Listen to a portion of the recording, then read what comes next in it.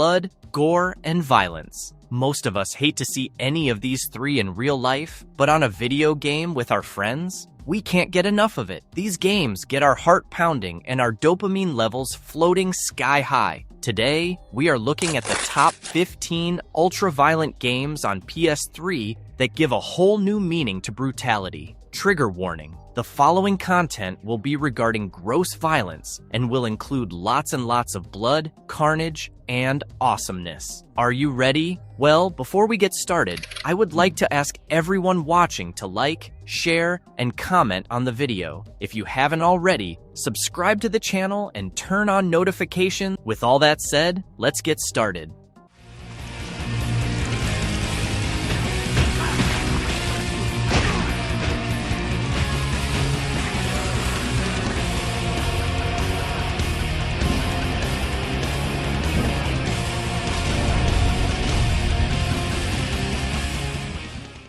Splatterhouse, 2010. Number 1 on our list is a remake of a classic beat-'em series from the 80s. Splatterhouse is a horror-themed hack and slash that was a reboot of the original series, developed by Bandai Namco Games in 2010. The game sees the return of Rick Taylor, the protagonist of the original series. Rick's girlfriend, Jennifer, is kidnapped by a mad scientist, and to save her and himself, he dons a demonic mask known as the Terror Mask. The mask turns Rick into a big, scary, and strong monster version of himself, and he uses his newfound strength to battle hordes of enemies that are in the form of mutated squids, golems, and other weird creatures that the evil Dr. West created. Rick collects the blood of his enemies as a form of currency that unlocks special attacks and new abilities. There is a ton of gory fights, and Rick performs splatter kills that have enough bloodshed to stock up a hospital for a week. Despite being a reboot, the original 3 Splatterhouses are actually unlockables in the game. While the game received mixed reviews, it displays copious amounts of blood and gore, and if you want to satiate an uncontrollable bloodlust through video games, look no further and let the brutality commence.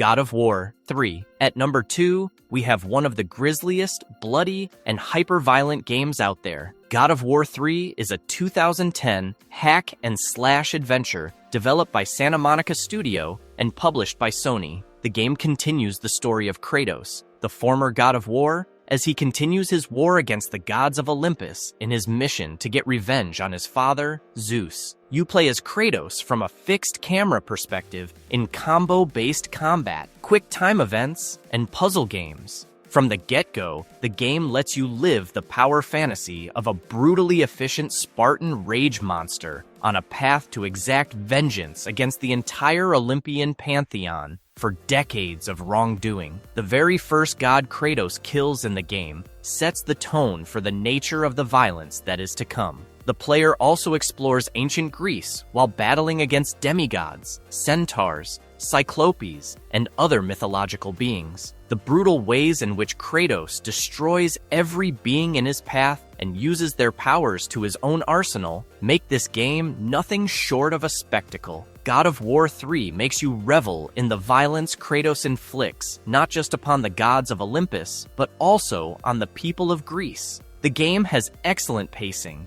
and the redemption arc that Kratos goes through is a heart-wrenching tale of sorrow. The game received critical acclaim and is one of the best-rated and most profitable titles of the platform. He may not be the god of war anymore, but he is the god of brutality on this list.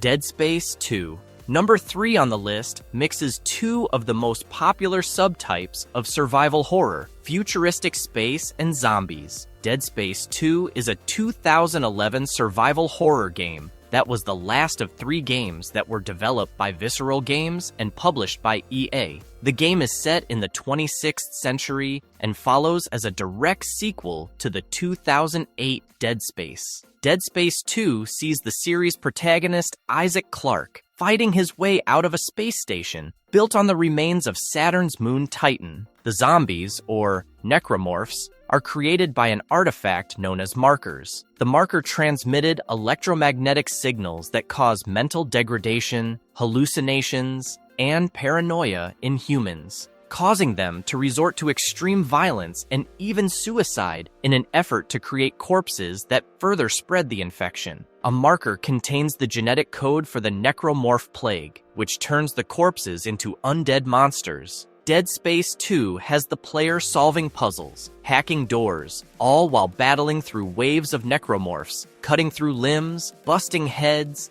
and generally turning the entire space station into a bloodbath. The game also has a separate competitive multiplayer mode where 4 players on a team of humans do tasks and defend the space station against 4 players on a team of necromorphs who have to kill all the humans. The game was a hit and was praised for its unsettling, graphic horror and unapologetic gore. Dead Space 2 is the game for you for literally getting the blood flowing. Plus, there's an iconic minigame in particular where you have to perform eye surgery on yourself, which is sure to leave you squeamish and screaming for mommy.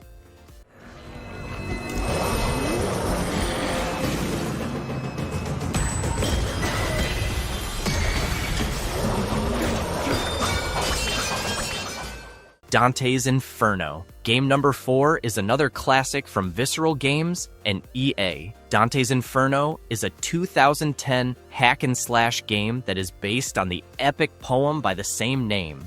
You play as Dante, a Templar knight who descends into hell, guided by the Roman poet Virgil, and fights through the 9 circles of hell to rescue his wife from the devil, Lucifer himself. The best way to describe the game is in one word: carnage. You are plunged into absolute chaos from the get-go and see horrors that will surely require not just therapy, but a full baptism to be free from. Throughout the game, Dante goes around on a full bloody rampage with his weapon of choice, a sickly scythe. There is graphic and lewd imagery throughout his journey, sprawling from demon babies, succubi, nude hellspawn that shoot children from their privates, the lot. The violence you inflict upon the damned souls is no less crude and bloody. The weirdest thing about the game is that despite all the death, damnation, and gore, you actually see a journey of hope and redemption, should you not manage to gross yourself out and stop playing after the first hour. Dante's Inferno was well rated for its impressive visuals, though the waning creativity towards the end was a sore point in the eyes of the critics. The game has drawn comparisons with God of War for its use of gore and violence,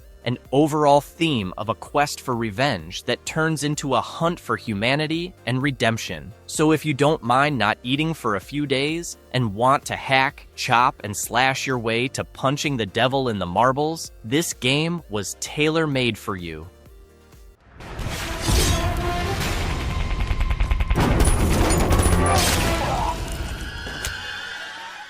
Prototype. Number 5 is a game that lets you paint the town red, literally. Prototype is a 2009 action-adventure game that was developed by Radical Entertainment and published by Activision. The protagonist in the story is an amnesiac shapeshifter named Alex Mercer, who attempts to stop an outbreak of a virus called Blacklight in Manhattan while trying to recollect his memory. As the first prototype of Blacklight, Alex has some really cool abilities. He can absorb the biomass or consume humans to regain health, and then take their form and move about as them. He also has upgradable body parts, such as hammer fists, razor-sharp claws, and blade arms. He also has many physical abilities, like super strength, different kinds of vision, and jumping over great heights. Players can roam all over the city while going on rampages and just consume, maim, and hack down scores of people. The player even has moves called Devastators, where Alex just goes into a god mode rage and shoots biomass all around him, mowing down anyone in its path. You have to be careful on your path of destruction, though, and know when to run away from both the military that acts like a watchdog in the city and Blackwatch, a shadowy Black Ops outfit. The game was praised by critics and was hugely successful. reaching platinum status and spawning both a comic book miniseries by DC Comics and a sequel. This game is like playing GTA as the Venom symbiote and is just a treat for anyone who enjoys open-world mayhem.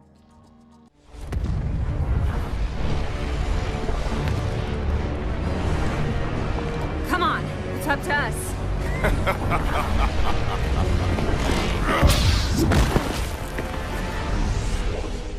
Mortal Kombat 9. Next, at number 6, we have an installment from one of the OG series in the violence genre. Mortal Kombat 9 is a fighting game developed by NetherRealm Studios and published by WB in 2011. The game is a soft reboot of the series and follows the events of Mortal Kombat, Armageddon, where everyone is dead, and the lightning god Raiden in a Hail Mary attempt to save Earthrealm by sending the visions of the disastrous future back in time to his past self in a bid to change the timeline. The game changes the camera angle used in the previous few games from a 3D style to a style closer to the original Mortal Kombat's 2D, which is known as 2.5D in the field. Anyone who knows fighting games knows the kind of violence players are in for as they battle the evil Shao Kahn as the saviors of Earthrealm. The game has many scenes of gore ranging from X-ray hits to the groin to full-on decapitations, dismembering, and even incineration.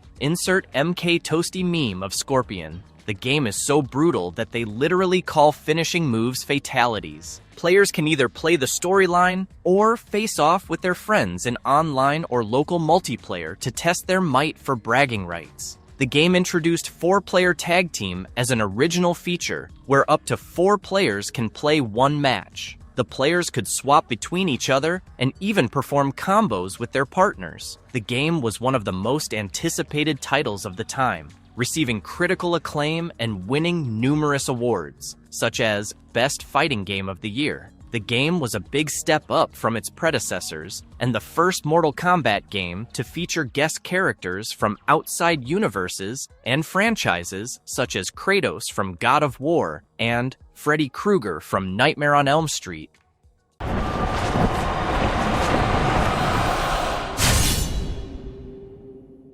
X-Men Origins Wolverine. Lucky number 7 in our list is the story of everyone's favorite X-Men character. No, not Deadpool, X-Men Origins. Wolverine is a 2009 action-adventure game developed by Raven Software and published by Activision. It is partially based on the film with the same name. The game's Uncaged edition lets you experience the uncensored graphic violence of the natural use of Wolverine's abilities. The gameplay is presented in a third-person perspective and draws heavy inspiration from the God of War titles. You travel through the game, hacking and slashing in classic Wolverine style, and face off against mercenaries, other mutants, and, differing from the film, Sentinels. The Uncaged edition does not shy away from showing guttural, disturbing action, starting the title itself with a cutscene where Wolverine stabs a guy in the head through a wall, lifts a dude in the air, and skewers him repeatedly before impaling another enemy on an exposed pipe.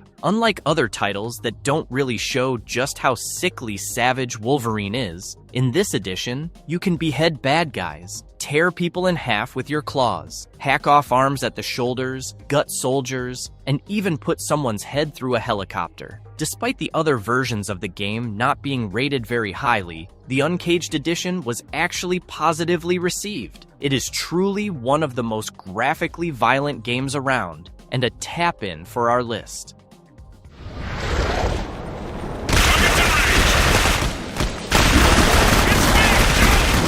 Damn it!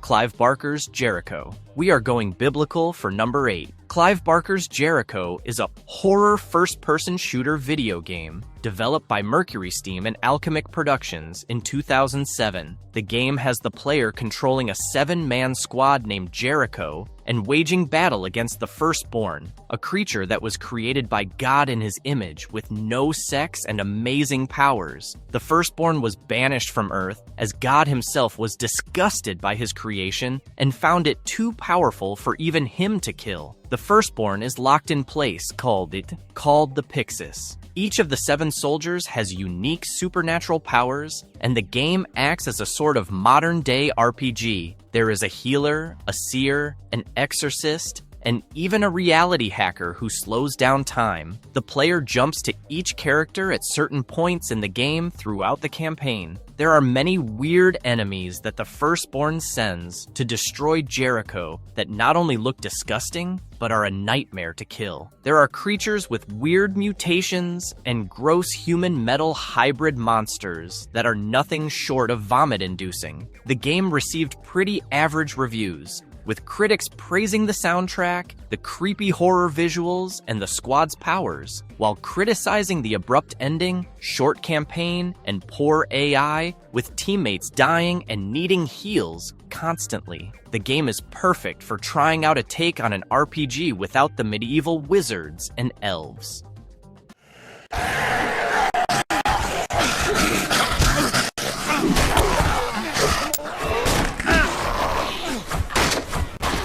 Dead Island. Brutal game lists are incomplete without a proper old-school zombie game, and number 9 is just that. Dead Island is a 2011 action RPG developed by Techland and published by Deep Silver. The game has both single-player and multiplayer. You play as one of 4 playable survivors who are trying to survive and escape from the fictional island of Banoi. The game uses experience-based gameplay, so you have to earn XP by completing tasks and killing zombies to gain skill points that go into a skill tree. The zombies in the game are not just your average Walking Dead zombies, and have different types with special abilities. There are special zombies like Thug, Suicider, and Ram. Players have to be smart, not just with upgrading their skill tree, but with killing the zombies while maintaining their stamina. The gameplay is pretty smooth for its time, and there's something really satisfying about hacking through waves of zombies in first person.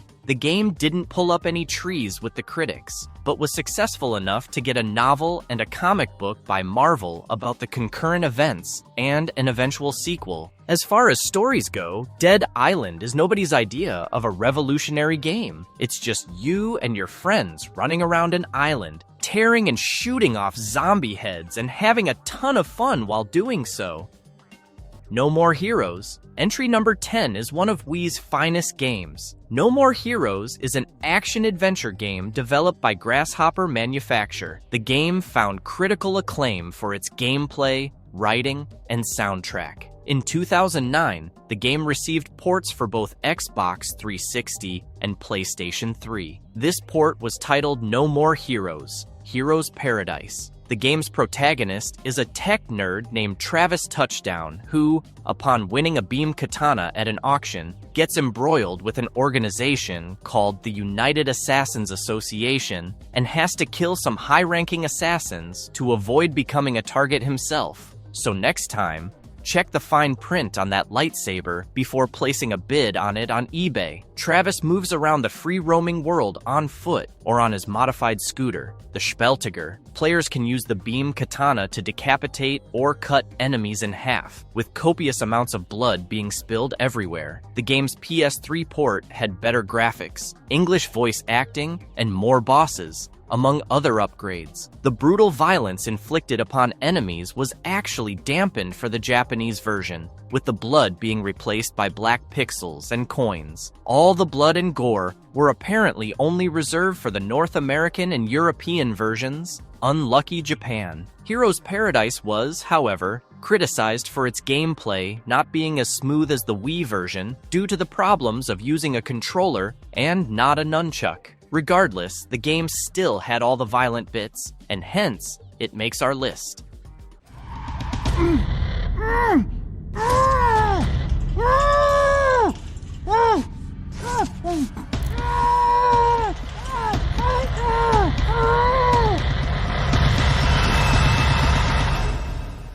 Saw. Our next game is an adaptation of one of the most popular horror film series. Saw, or Saw, the video game, is a survival horror game developed by Zombie Studios and published by Konami in 2009. The game takes place between the events of the first and the second films. You play as David Tapp, a former detective placed in an abandoned asylum filled with jigsaw traps. Jigsaw heals Tap from a wound in his chest and places a key in his chest. The aim of the game is to go through the asylum and survive the traps in order to escape. There are multiple paths to take to unlock hidden items. Saw also contains puzzles and mini-games you have to solve to open boxes, doors, and power fuse boxes. There are several characters in the game that Tap has to save, and some minor characters who were instructed by Jigsaw to free themselves using the key in Tap's chest. Saw has some very nasty and gruesome deaths, and is full of gory things that Jigsaw makes the victims do for their freedom. The game has 2 different endings, each with dire consequences and nothing but death and misery. The game had mixed reviews, with the immersive environment and storyline praised by critics, while the controls and combat system were criticized for being too clunky. All in all, this brutal game is not for everyone. So what do you say? Do you want to play a game? Come on, let's make Serrano wish he'd triple that bounty.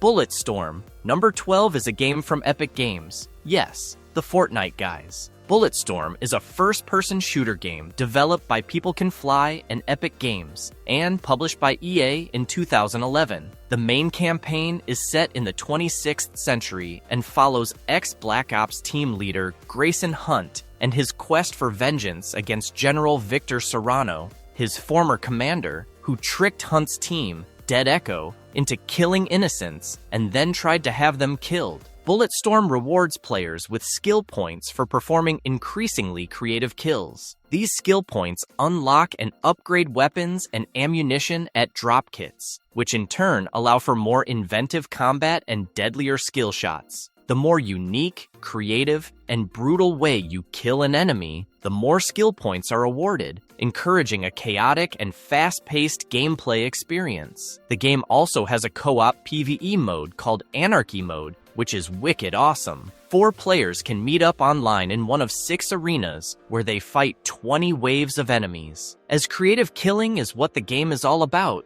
each map has a plethora of horrible environmental hazards to vanquish your foes. Some of the hazards include turbines, bucket wheel excavators, a car compactor, and even an electrified tornado. The game was well received by critics who praised the skill shot mechanics and the fun combat gameplay. The short campaign and cringy dialogue were some criticisms of the game, but hey, if you can turn a horde of enemies into ground beef in a wind turbine, who cares what you're saying?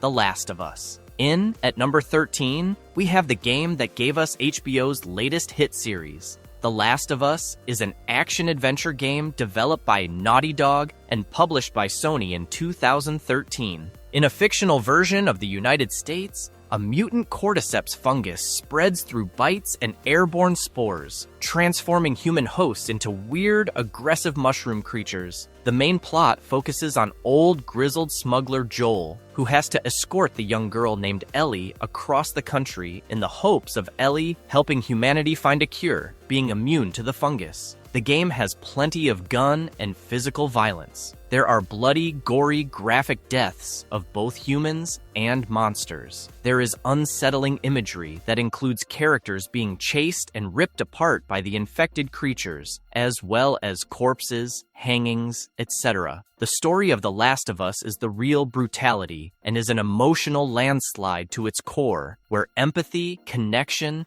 and love are all beaten out of someone piece by piece until they remain as hollow shells of their former selves. The game also has a competitive multiplayer mode called Factions, which allows for death matches for up to 8 players. The game was a worldwide sensation, winning numerous Game of the Year awards. The Last of Us was praised for its narrative, gameplay, visuals, score, violence, and depiction of women. It is considered one of the new-gen console's most significant titles and among the best video games ever made.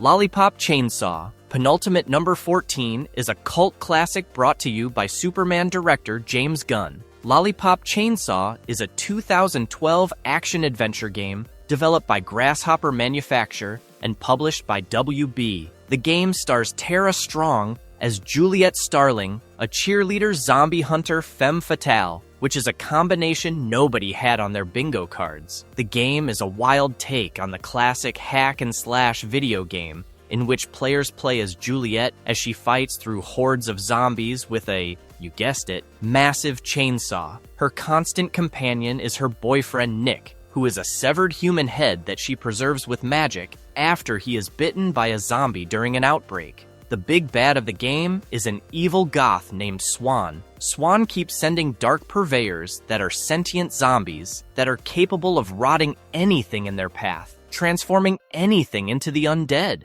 Juliet has to hunt them down and send them back to the rotten world, a parallel realm. The game has all the classic zombie hunter tropes, complete with zombie waves, epic boss battles, and, most importantly, screaming college children. The game was widely criticized for its crudeness and slow gameplay, but it has since become a pop culture icon and sold over 1 million copies. It is the perfect game for anyone who loves to slash and bash their way through a ton of zombies and look like a bombshell doing so.